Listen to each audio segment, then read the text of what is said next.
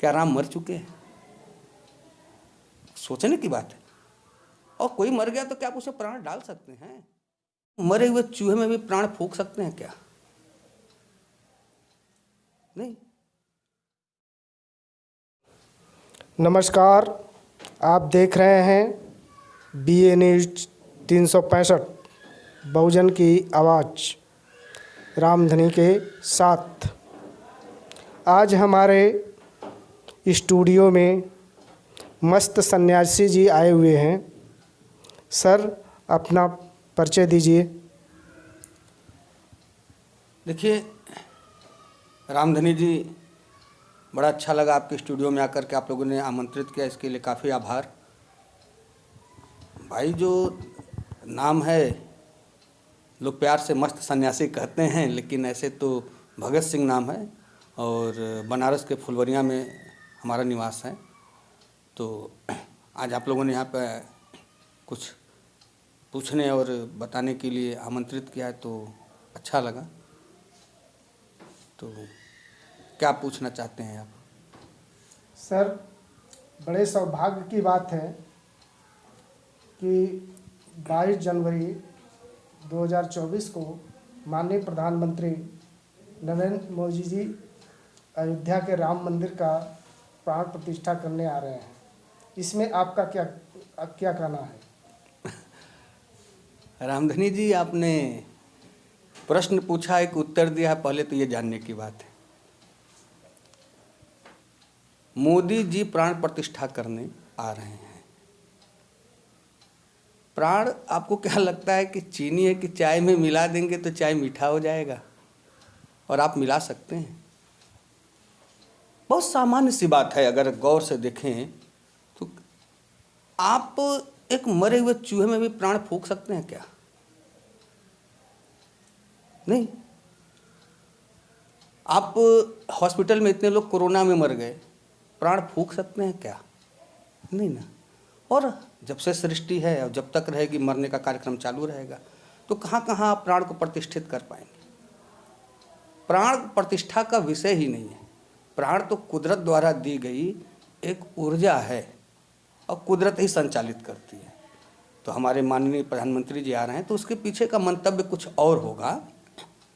अब वो क्या सोचते हैं ये बारे में तो मैं नहीं जान सकता, लेकिन हाँ, ये कहा जा सकता है कि लोगों के लिए आवागमन के लिए एक सुंदर दर्शनीय स्थल निर्मित किया जा रहा है, जिससे वहाँ का रोजगार बढ़े, व्यापारीकरण हो सके।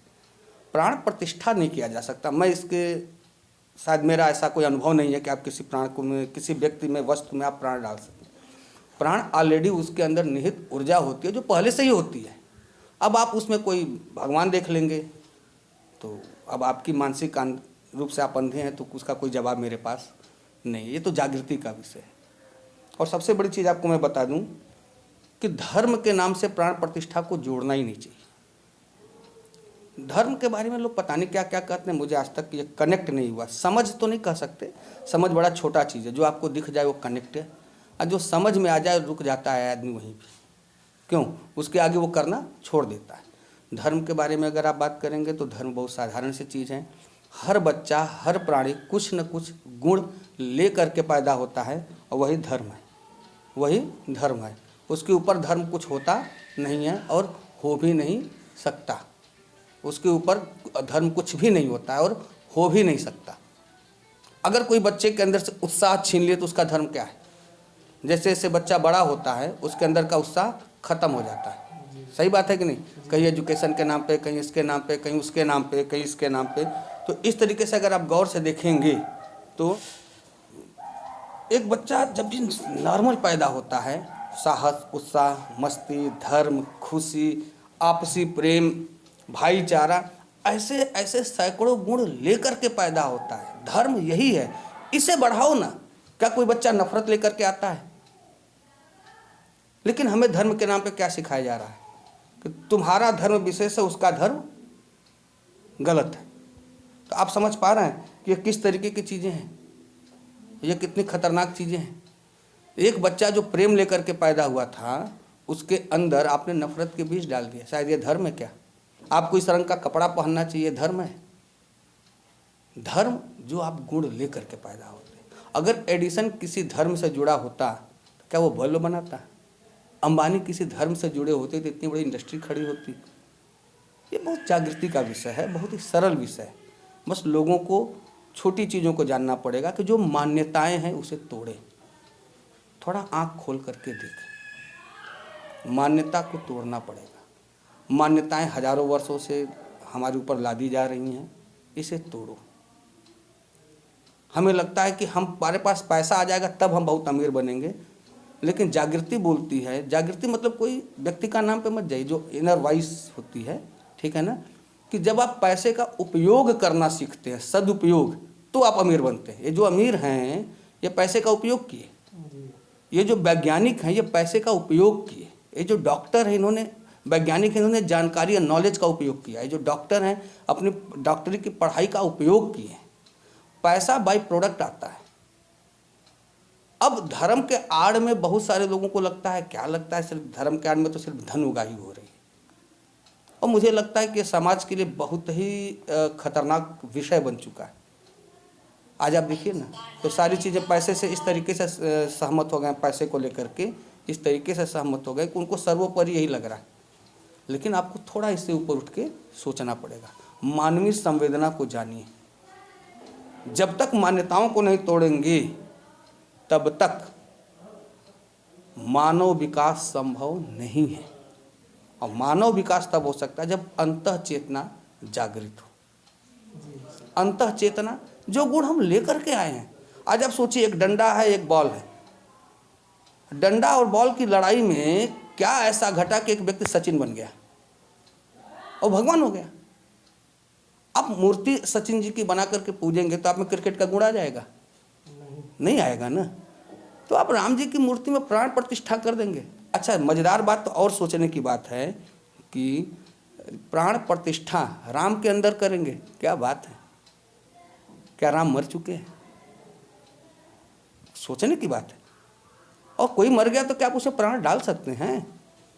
तो इसके पीछे सीधा सीधा चीज़ है कि एक बहुत बड़े उद्योग का जन्म हो रहा है, जहाँ पे टूरिज्म बढ़ेगा, लोग जा कर के मानसिक रूप से अपने आप को शांति महसूस करेंगे। लेकिन असली शांति तो उसको तब मिलेगी जब उसकी चेतना का विकास होगा, जब वो अपने खुशी, अपनी मस्ती, अपनी क्रिएटिविटी, अपने पैशन, अपने भाईचारे को लोगों तक फैलाएगा।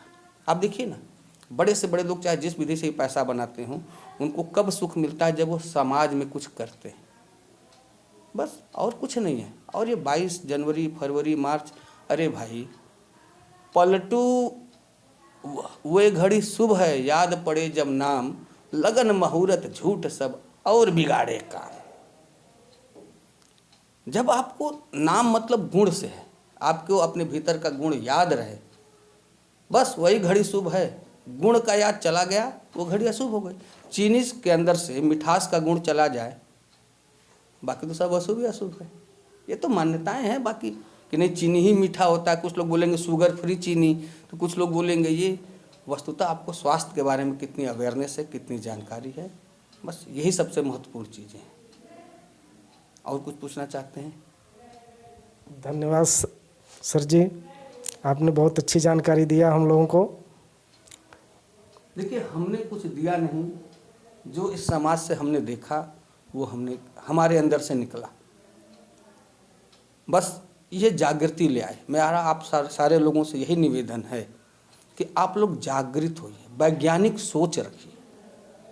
मैं किसी जाति, धर्म, इसके विरोध में नहीं हूँ, लेकिन कौन ऐसा धर्म है जो बोलता है कि आप आंख बंद करके रहो? आंख बंद करके पूजा करेंगे आप? काम सर, आंख बंद करके एक कदम नहीं चल सकते आप, और जीवन चलाएंगे आंख बंद करके? क्या बात करते हैं? तुम्हारी सबसे बड़ी समस्या यही है, तुम जान न पाए।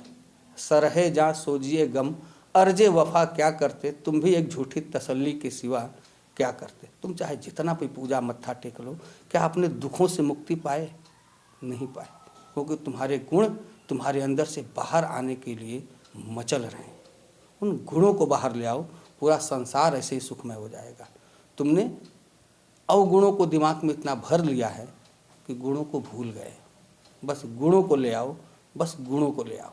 जो तुम्हारे अच्छे गुण हैं, जो आप ले करके पैदा हुए थे, चाहे वो गाने का गुण हो, चाहे वो विज्ञान का गुण हो, चाहे वो डॉक्टरी का गुण हो, चाहे वो लेखन का गुण हो, चाहे वो कारपेंटर का गुण हो, चाहे वो, उन गुणों को बाहर ले आओ। जिन लोगों ने भी अपने गुणों को बाहर ले आया है उन्होंने इतिहास में नाम दर्ज करा दिया, और जिन लोगों ने अपने गुणों को बाहर नहीं ले आया वो ऐसे ही रह जाते हैं और अंदर से दुखी आत्मा की तरफ मर जाते हैं। धन्यवाद।